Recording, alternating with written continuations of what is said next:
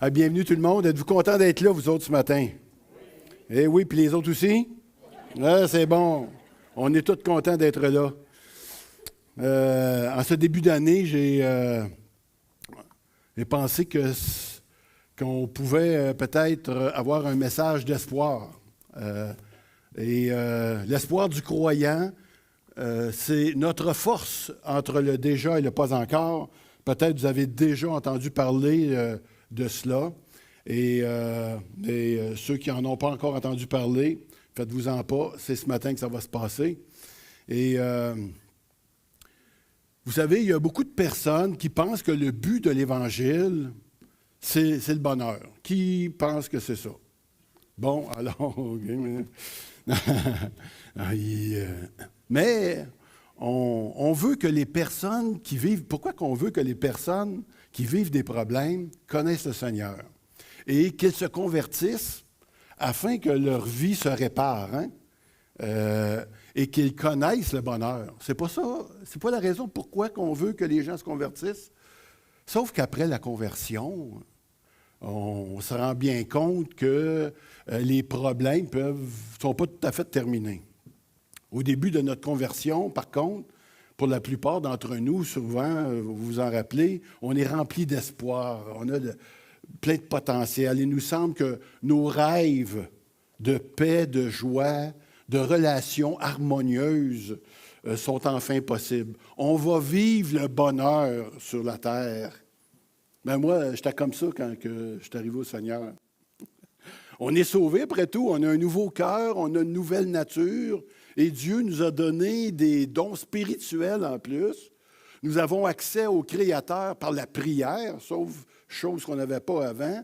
Et tout ce que nous demandons en son nom, il nous l'accorde. Jean 14, 13, c'est le bonheur sur terre. Mais ça, en tout cas, c'est comme ça que je suis entré, moi, dans la vie chrétienne.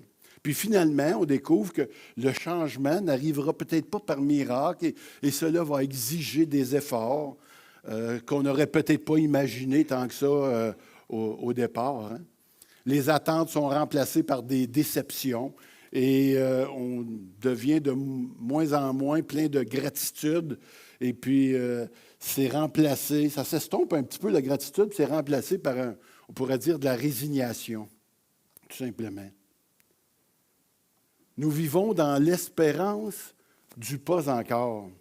La Bible parle de 3 vertus particulières, les vertus clés là, dans le christianisme comme tel, dans 1 Corinthiens 13, 13. Il s'agit de la foi, de l'espérance et de l'amour. Et la plus grande, c'est l'amour.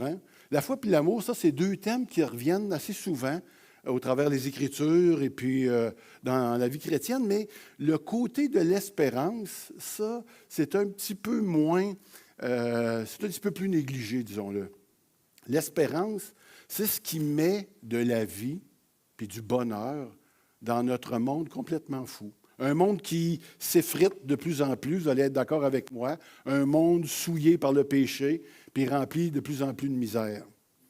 Pour les non-croyants, leur espoir repose souvent dans des choses superficielles comme le matérialisme, l'amour basé sur les sentiments, où puis tout ça, on va se le dire, c'est comme de l'illusion qu'on achète pour les gens qui ne sont pas des croyants. Ceux qui n'ont pas cette espérance-là vivent uniquement pour le ici et le maintenant.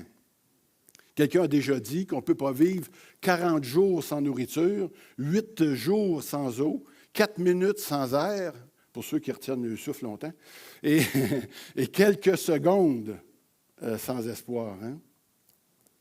Si tu as de l'espoir pour cette vie seulement, tu ne penses qu'à manger, à boire, à avoir du fun. C'est ce que l'apôtre Paul dit dans 1 Corinthiens 15, 32, quand il dit « Si les morts ne ressuscitent pas, mangeons et buvons, car demain nous mourrons. » C'est la meilleure façon de voir les choses pour être malheureux.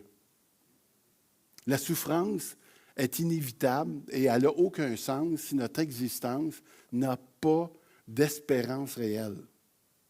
On comprend ça, hein? Il y a un de mes voisins, suite à un cancer de la prostate,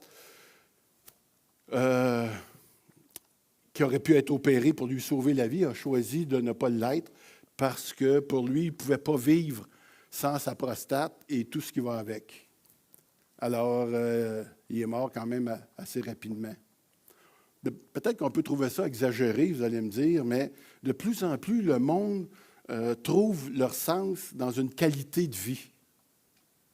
On divorce parce qu'on n'est pas heureux. On n'a plus cette qualité-là de vivre dans le bonheur. On demande l'aide à mourir aussi pour souvent les mêmes raisons, parce qu'on a perdu notre qualité de vie. On abandonne la marche chrétienne parce que ça ne répond plus à nos attentes ou à nos espérances du début. On va se le dire, là, on va être sérieux un matin, on va se dire qu'en tant que chrétien, vous et moi, on ne sera jamais mariés, juste au cas qu'il y en a qui, à un conjoint parfaitement sanctifié. À part Mona, là, il n'y en a pas d'autres, cherchez-en pas. On va toujours avoir des reproches à faire. On ne profitera jamais des relations d'un ami complètement mature. On n'habitera jamais à côté d'un voisin qui nous aime inconditionnellement. On n'aura jamais d'enfants qu'on n'aura pas besoin d'élever, d'éduquer, qui vont s'éduquer eux-mêmes. Hein? On ne côtoiera jamais de gens qui pensent, qui désirent, qui font toujours ce qui est bien. On est entouré dans un monde avec un monde de pécheurs, tout simplement. Mais il me semble qu'en tant que chrétien, on pourrait s'attendre à vivre de façon à être un petit peu moins éprouvé que les non-croyants. Il me semble. On est quand même les enfants de Dieu. Pourquoi faut-il, en tant que croyant né de nouveau, être confronté à la même souffrance que les ceuses qui ne connaissent pas le Seigneur? Ceuses, C-E-U-S-E. Bien, la raison est quand même simple.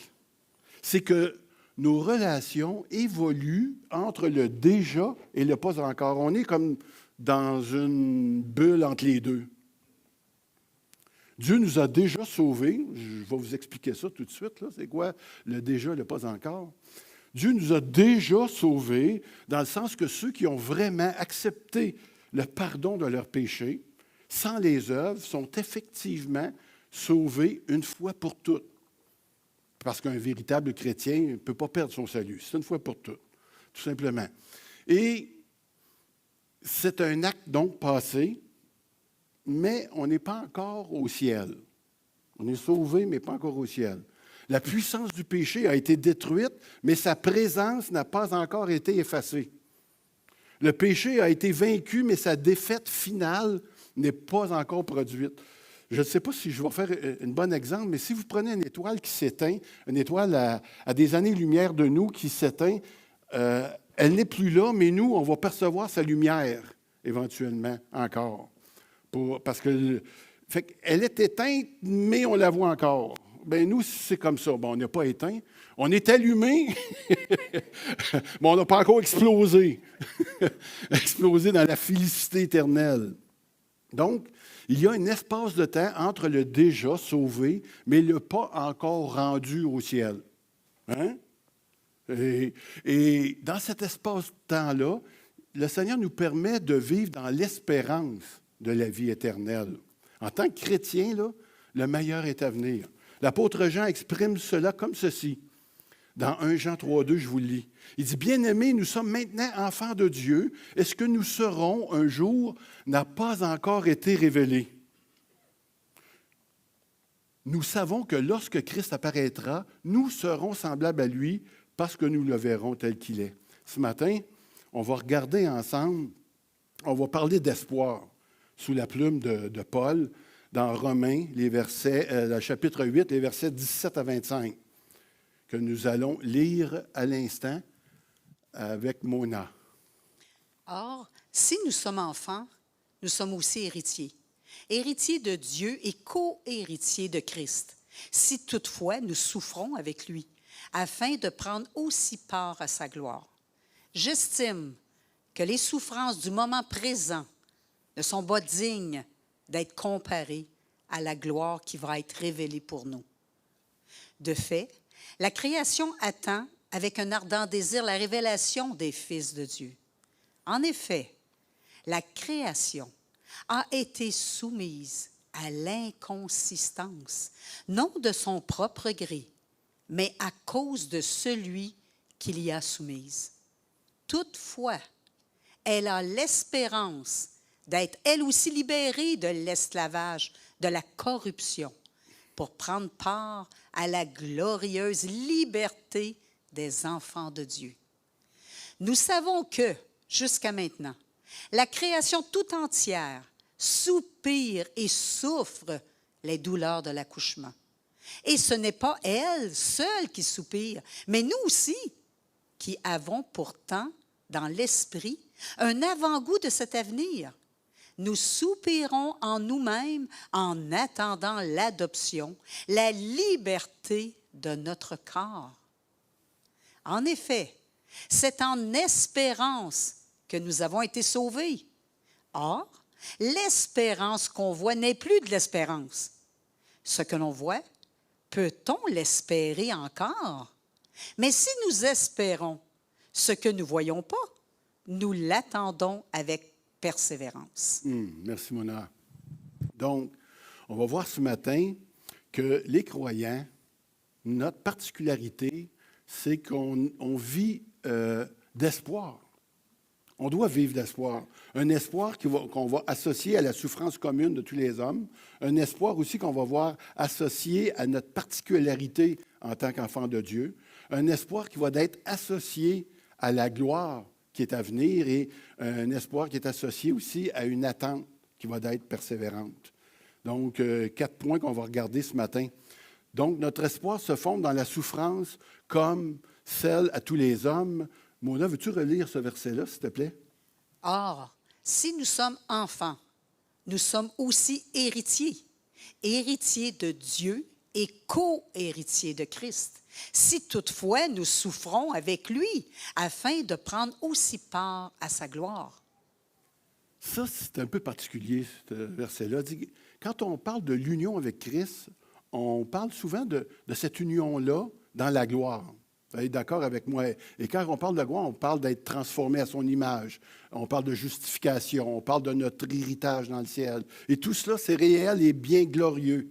Mais il ne faut pas oublier, ce qui est marqué ici, c'est que notre union avec Christ est aussi dans ses souffrances.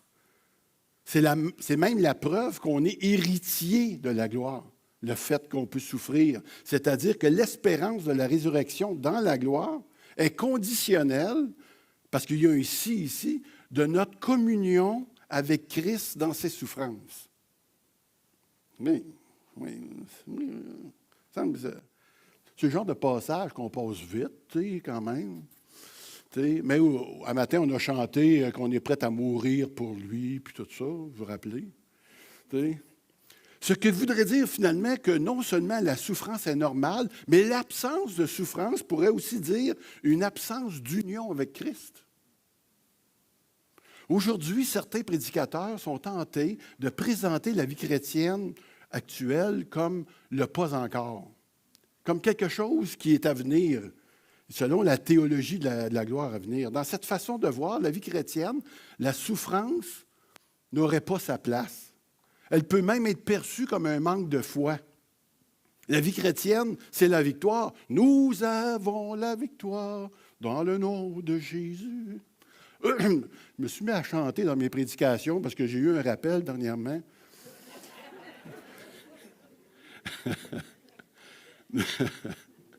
C'est vrai. Aïe, aïe, oui. C'est vrai. Mais la victoire dont il est question, c'est une victoire qui a été acquise à la croix, qui est venue avec la délivrance du péché. Elle se situe, dans le fond, dans le déjà acquise. Mais cette victoire totale ne sera effective qu'au retour de Jésus-Christ, dans le pas encore. Ça veut dire que la souffrance fait partie du quotidien du croyant. Des fois, puis vous avez sans doute observé puis vu aussi que beaucoup de personnes n'acceptent pas d'être malades en tant que chrétiens. On les entend prendre autorité au nom de Jésus sur la maladie, sur le stress, les soucis, les problèmes. Ils déclarent que la maladie, la tristesse, le stress n'existent plus. On est plus près ici, je pourrais dire, de la pensée positive que de la foi chrétienne. Mais remarquez que je ne suis pas en train de dire qu'il ne faut pas prier pour obtenir un miracle, qu'il ne faut pas prier pour obtenir une guérison ou une délivrance. Le Seigneur nous invite à se confier en lui. D'ailleurs, on le fait aussi. Mais la réponse appartient à sa volonté souveraine. On n'est pas en train de se faire une raison pour ne pas voir ce qui est là quand on parle de la souffrance. Il est Dieu, il fait ce qu'il veut. Il le fait parfaitement, comme dans l'histoire que Gabriel nous a racontée ce matin, qui était quand même très particulière. Puis je trouve qu'elle résume bien tout le message, juste à y réfléchir à cet homme qui est allé jusqu'au bout de ses forces, puis qu'au bout de la ligne, le Seigneur, il lui confie qu'il l'aime encore. La théologie de la gloire, frères et sœurs, c'est l'espérance pour le pas encore. C'est même notre joie. Bon, une bonne affaire. Ça, ce n'est pas moi qui dis ça, c'est l'apôtre Pierre. Il a dit comme ça dans 1 Pierre 1,6. Il dit, c'est là ce qui fait notre joie, la gloire à venir. Quoique maintenant, puisqu'il le faut, vous soyez attristés pour un peu de temps par diverses épreuves. Bon. Maintenant, qu'est-ce que ça veut dire souffrir avec lui? Personne n'est exempt de souffrance. Certains plus que d'autres, mais tout le monde souffre. On va dire ça comme ça. Alors, comment la souffrance commune à tous les hommes est-elle différente pour un chrétien? On a des maux de tête, nous aussi. Il y en a qui ont la grippe. Je salue François. On peut avoir des accidents. On peut se faire voler. Il y a des deuils qui arrivent autour de nous, des tragédies. Même si on prie que ça n'arrive pas, ces choses-là continuent quand même d'arriver. Puis le Seigneur ne nous écoute pas. On vit des joies, des tristesses, des problèmes reliés à notre travail, des conflits. On vit des découragements. Les enfants sont tannants. Il y en a qui naissent même infirmes, des enfants de croyants. Même nos mariages ne fonctionnent pas comme on pourrait le souhaiter. Considérant toutes ces souffrances communes, comment les abordons-nous dans notre relation avec Dieu? C'est la question. Et l'apôtre Paul et l'apôtre Pierre nous invitent à regarder au-delà de nos afflictions comme quelque chose dont on doit se réjouir par anticipation. On va dire ça comme ça. Et j'ai retenu 2 versets ici, Mona. Béni soit Dieu, le Père de notre Seigneur Jésus-Christ. Conformément à sa grande bonté, il nous a fait naître de nouveau à travers la résurrection de Jésus-Christ pour une espérance vivante, pour un héritage qui ne peut ni se détruire, ni se souiller, ni perdre son éclat. Il vous est réservé dans le ciel à vous qui êtes gardés par la puissance de Dieu, au moyen de la foi, pour le salut prêt à être révélé dans les derniers temps. C'est ce qui fait votre joie. Même si maintenant, puisqu'il le faut, vous êtes pour un peu de temps attristés par diverses épreuves. Voyez-vous, Pierre encourage les croyants ici en leur rappelant qu'ils possèdent une espérance. On pourrait dire une espérance à toute épreuve. C'est quoi notre espérance à toute épreuve? La vie éternelle, que nul ne peut nous ravir en passant. Pourquoi? Parce qu'elle est gardée par la puissance de Dieu. Ce n'est pas nous qui la gardons, parce que nous, on est des saboteurs professionnels. On pourrait envoyer ça aux 4 coins, mais Dieu va la garder, va nous la réserver. Pierre veut donc que ses lecteurs regardent au-delà de leurs problèmes, au-delà de leur affliction, et qu'ils puissent se réjouir par anticipation. Un jour, ça va arrêter. Je ne sais pas ce que vous êtes dans votre vie, puis de quelle manière vous êtes éprouvé. Mais un jour, on le sait que ça va arrêter. Et pour quelque chose de beaucoup plus grand. Dans ce monde perdu, les gens aujourd'hui adorent, on va dire, une trinité dépravée. L'orgueil de la vie, la convoitise des yeux, la convoitise de la chair. Ça, c'est l'adoration de ce monde-là perdu. Ce qui compte, c'est d'avoir une super voiture, une superbe maison, faire des sorties, planifier nos vacances, l'activité physique, le sport, le sexe, oui, je sais, j'allais le dire. Et à la fin, une retraite à se faire plaisir, à relaxer. Wow! Toutes des bonnes choses, hein? Qui ne sont pas un problème en soi, puis je vous les souhaite, toutes ces choses-là. Mais le problème de ces choses-là, c'est lorsque ils tournent à l'obsession, si vous voulez, ou qui deviennent prioritaires, qui deviennent recherchés dans nos vies. Tu sais, ça, c'est sans valeur, je pourrais dire, devant l'éternité. Mais pour nous, les vrais croyants, nous vivons au fond de nous une joie que nous procure le salut. Et nous avons, à cause de l'Esprit qui nous habite, la capacité de lutter contre le péché. Nous pouvons renoncer à soi-même pour suivre le Seigneur. Le croyant ne se laisse pas aller dans le désespoir. Il ne va pas jusque-là. Il persévère. C'est son désir même d'aimer ses ennemis. Il y a quelque chose en lui qui le pousse à cela. Il s'évertue à mettre de la discipline dans sa vie. Quand il fait ça, il s'en fait partie vraiment du processus dans lequel l'Esprit l'engage. Il veut mettre de la discipline dans ce qu'il fait. Il veut mettre de la discipline dans ce qu'il voit. Il veut mettre de la discipline dans ce qu'il entend. Bien que nous soyons investis du Saint-Esprit, on le sait, le péché continue quand même à nous agacer. Puis agacer, j'ai pris un mot léger. Il se peut qu'on l'échappe, comme on dit. Hein? Il y en a qui disent « Oh, je l'ai échappé, celle-là. » C'est le lendemain de la veille. Mais dans ces moments-là, qu'est-ce qu'on fait, nous? Bien, on confesse. On demande pardon aux personnes qu'on a offensées. Puis notre cœur va se remplir de reconnaissance d'une manière naturelle envers Christ qui nous a sauvés malgré nos manquements, tout simplement. Donc, notre espoir se fonde dans la souffrance commune à tous les hommes, mais elle se fonde aussi dans cet espoir qui est plus spécifique à nous en tant que croyants, en tant que chrétiens. Et notre espoir se fonde donc dans une souffrance reliée spécifiquement à notre foi. Mona. De fait, la création attend avec ardeur, désir, la révélation des fils de Dieu. En effet, la création a été soumise à l'inconsistance, non de son propre gré, mais à cause de celui qui l'a soumise. Verset 21, Mona. Toutefois, elle a l'espérance d'être elle aussi libérée de l'esclavage, de la corruption, pour prendre part à la glorieuse liberté des enfants de Dieu. On continue. Or, nous savons que jusqu'à maintenant, la création tout entière soupire et souffle les douleurs de l'accouchement. Et ce n'est pas elle seule qui soupire, mais nous aussi, qui avons pourtant dans l'esprit un avant-goût de cet avenir. Nous soupirons en nous-mêmes en attendant l'adoption, la libération de notre corps. Voyez-vous, les gens de ce monde sont tous engagés dans le même programme qu'on pourrait dire sans s'en rendre compte.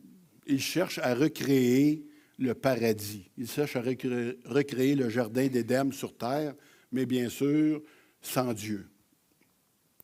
Quand Adam a désobéi à Dieu, toute la création est passée sous le contrôle de Satan et du mal.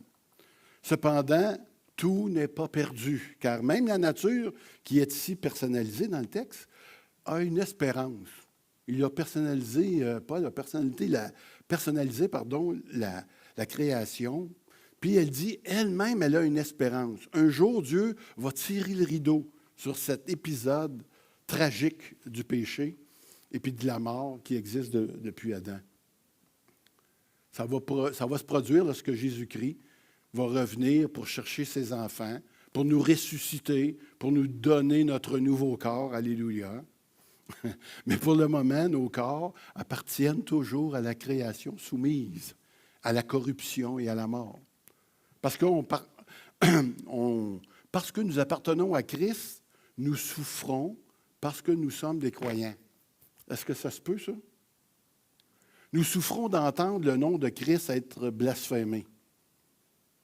Nous souffrons de voir ceux que nous aimons ne pas vouloir accepter le Seigneur pour être sauvés. Combien de gens ici qui ont accompagné des personnes en fin de vie, puis ils voulaient leur présenter l'Évangile, mais ces personnes-là sont restées sourdes au message, puis on les a vus partir en dehors de la foi. Comment c'est c'est bouleversant pour nous. Nous souffrons d'être incompris, parfois ridiculisés par les non-croyants parce que nous voulons obéir à sa parole. Quel croyant n'a jamais subi la risée des autres par rapport à cela? On souffre aussi de défendre notre foi par les Écritures. Des fois, on peut être traité d'extrémiste, de fanatique, d'intolérant, de sectaire. Nous souffrons de voir le manque de compréhension des Écritures, même de la part des croyants. Oui, il y a des croyants ou des personnes qui se disent croyants qui répandent un évangile qui n'est pas conforme aux Écritures. Puis ça aussi, ça reste souffrant. Ou bien ils mettent l'emphase sur les œuvres, puis en négligeant la grâce, ou ils mettent l'emphase sur un évangile de prospérité. Nous souffrons des faiblesses des chrétiens, des nôtres, et puis des autres aussi. Nous souffrons de voir l'Église de Christ être persécutée dans bien des pays dans le monde. J'espère que tout cela, oui, ça peut nous attrister. Puis on n'a pas à mettre un voile là-dessus. Nous souffrons de voir le royaume de Satan grandir et la foi des gens diminuer, la foi des hommes diminuer. Seuls les chrétiens souffrent de cette façon-là. Les autres ne souffrent pas de ça. Nous souffrons de ça. C'est une marque de l'Esprit Saint en nous. Quand même. On a cet esprit-là de Dieu qui est un avant-goût de cet avenir qui nous attend. Nous soupirons nous-mêmes en attendant l'adoption, la libération de notre corps. Si vous avez l'Esprit, vous connaissez donc cette tristesse. Mais cela ne fait pas de nous des personnes malheureuses pour autant. Je regardais ce que Paul disait dans 2 Corinthiens 1, les versets 3 et 4. Il dit « Nous sommes consolés par le Saint-Esprit qui nous console de toutes nos afflictions. » C'est pour ça qu'on a besoin de se confier en lui. Parce que nous savons qu'un jour, nous serons radicalement transformés. Quelle espérance! L'apôtre Paul décrit cette transformation fabuleuse dans un des passages qu'on n'a pas souvent la chance de lire, ou de quoi et qu'à l'occasion, j'aime bien qu'on puisse le lire. Et puis, je fais une petite parenthèse pour qu'on puisse lire cette espérance ici, dans 1 Corinthiens. Et comme nous avons porté l'image de l'homme formé de poussière, nous porterons aussi l'image de l'homme qui appartient au ciel. Nous serons tous transformés en un instant, en un clin d'œil, au son de la trompette dernière. Les morts ressusciteront pour être désormais incorruptibles, tandis que nous serons changés. En effet, ce corps corruptible doit se revêtir d'incorruptibilité et ce corps mortel doit se revêtir d'immortalité. Alors se trouvera réalisée cette parole de l'Écriture. La victoire totale sur la mort a été remportée. Est-ce qu'on peut dire Amen sur ces paroles-là? Hein? Amen. On est peut-être encore loin de cet état-là, de perfection, mais on est de plus en plus près de voir cette réalité-là se produire. En tout cas, plus près qu'au moment où ce que Paul écrivait ce passage. Et c'est juste par la foi qu'il nous est possible d'entrevoir ce qu'on est en train de lire ce matin. Et ça, c'est une des choses qui m'a le plus... Quand j'avais accepté le Seigneur, tu sais, moi, je l'avais accepté, le Seigneur, pour la vie ici, un peu, hein, dans le sens que tout le monde allait être beau, bien, tout ça allait être correct. Puis, quelques semaines plus tard, il y a quelqu'un qui m'a dit « Hey Serge, est-ce que tu savais que le fait que tu as accepté le Seigneur, ça te donne la vie éternelle? » « Oh, monsieur, en plus, de quoi tu me parles là? » Et je me rappelle que moi, j'avais été saisi de cette joie-là, parce que moi, je venais à Christ, mais pour arranger ma vie plus que pour accéder à quelque chose de plus grand. Mais quand j'ai reçu cette nouvelle-là, puis que j'ai pu lire ces choses-là, écoutez, j'étais vraiment en adoration, en admiration. Puis là, il me semble que là, ma vie partait vraiment de la bonne manière. Enfin. On va passer à... Notre espoir se fonde sur la gloire à venir, justement. J'estime que les souffrances du moment présent ne sont pas dignes d'être comparées à la gloire qui va être révélée pour nous. Notre espérance, ça ne se compare pas à nos souffrances présentes. Nos afflictions sont légères, qui dit, en comparaison du poids de la gloire. Ce que Paul est en train de dire, c'est que nos légères afflictions, il en parle, c'est quoi ça, les légères afflictions pour Paul? Des petites affaires. Il dit, dans 2 Corinthiens 4, on a vu ça il n'y a pas tellement longtemps, il dit, on est écrasé. Ah non, il dit, on n'est pas écrasé. Il dit, on est pressé, mais pas écrasé. On est inquiet. On est persécuté. On est abattu. On est... oui, il dit, nous portons toujours avec nous dans notre corps l'agonie du Seigneur. Je ne sais pas si vous savez c'est quoi agoniser, mais c'est quelque chose qui ne doit pas être le fun. Mais il dit ça, là, c'est des légères afflictions en comparé à ce qui vient. La seule façon de pouvoir considérer les grandes souffrances comme légères, c'est de la comparer à quelque chose de plus grand. Notre terre est grande, mais à comparer du soleil, c'est un poids. Le soleil est grand, mais à comparer d'une grande étoile ou d'une galaxie, c'est rien. T'sais? Donc, c'est comme pour nos souffrances. La souffrance de l'accouchement, pour ceux qui savent c'est quoi, ça nous paraît grand. Mais quand on voit apparaître le bout du nez du petit bébé qui sort de là, tout d'un coup, la souffrance, on dit « Ah, elle avait bien sa raison. » Puis, tu sais, et au début, on se dit « Ah ben là, quand Mona est sortie la première fois de la... quand elle a accouché, elle dit « Serge Caron, tu ne me toucheras plus jamais. » J'ai dit « Je te le promets, je ne te toucherai plus jamais. » Tu sais, j'étais à côté. Tu sais. Ben, finalement, on a eu un autre. Alors, tu sais, il y a une façon de considérer les grandes souffrances comme des légères afflictions. Avez-vous déjà connu une profonde déception de recevoir peu alors que tu avais anticipé beaucoup? Tu sais, comme ton boss te demande de te voir, puis toi, tu es content du travail que tu as fait, puis là, tu dis « Oh, c'est mon augmentation, ça arrive. » T'en vas là, tu es congédié. Tu sais, tu sais. C'est comme cette femme dont je racontais l'histoire à un moment donné, tu sais, qui espérait tellement que son mari allait lui acheter le bijou tant espéré depuis des années, puis ils étaient en train de magasiner, puis s'étaient séparés. Puis là, la femme l'appelle, elle dit « Chérie, t'es où? » Elle dit « Tu te rappelles cette boutique, cette bijouterie où tu avais vu le collier que tu désirais depuis toujours? » « Oh oui, oui, oui, je m'en rappelle. » Bien, il dit « J'étais en face chez Canadian Tire. » Déception, mais arriver dans la gloire de Christ, c'est exactement le contraire qu'on va vivre. Quand je vous dis ça, c'est on va dire toute cette gloire-là pour si peu d'efforts, pour si peu de souffrance, si j'avais su. Tout cet héritage pour si peu de souffrance. Tu sais, tous ceux qui auront perdu la vie pour ce royaume, pour le royaume de Dieu, diront c'est impossible d'avoir un si grand trésor pour si peu de souffrance dans cette vie. Oh, moi qui pensais qu'il souffrait. Nous dirons que nos détresses, nos souffrances ont été banales en comparaison de toute cette gloire-là. C'est dur à imaginer, mais c'est par la foi qu'on peut y arriver. Les insultes, les trahisons que vous pouvez vivre, les moqueries, nos privations vont être ridicules devant cette félicité éternelle. Ils ne le sont pas ici. Ces choses-là ne le sont pas, mais quand on va arriver, mais nos plus beaux voyages, nos plus grands plaisirs et même nos joies vont nous paraître plates puis ennuyeuses. Faites le tour du monde. La félicité éternelle. Quelle joie. Bon, on va passer à d'autres choses. OK, notre espoir se fonde donc dans une attente persévérante. Mona, on finit. En effet, c'est en espérance que nous avons été sauvés.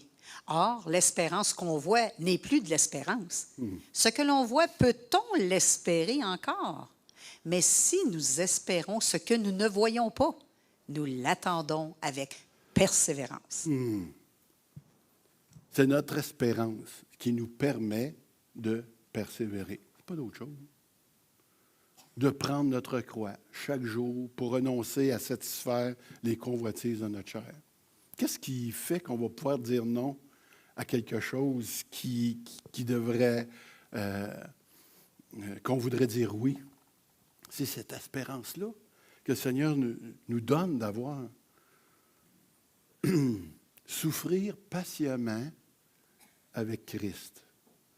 Paul, dans 1 Corinthiens 15, 19, dit « Si c'est dans cette vie seulement que nous espérons en Christ, nous sommes les plus malheureux des hommes. » Tout n'est pas parfait dans le déjà, mais ça va le devenir dans le pas encore. Soit lorsque Jésus-Christ va revenir, exactement. Tant mieux si nous nous en sortons avec pas trop de misère dans cette vie. Et je nous le souhaite. Mais ce n'est pas notre objectif de ne pas avoir de la misère dans cette vie-là. On veut quoi? Chercher avant tout le royaume et sa justice.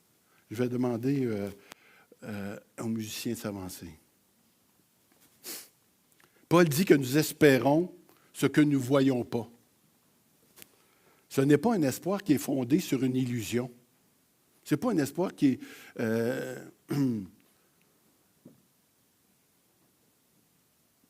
c'est pas un espoir qu'on met dans une religion.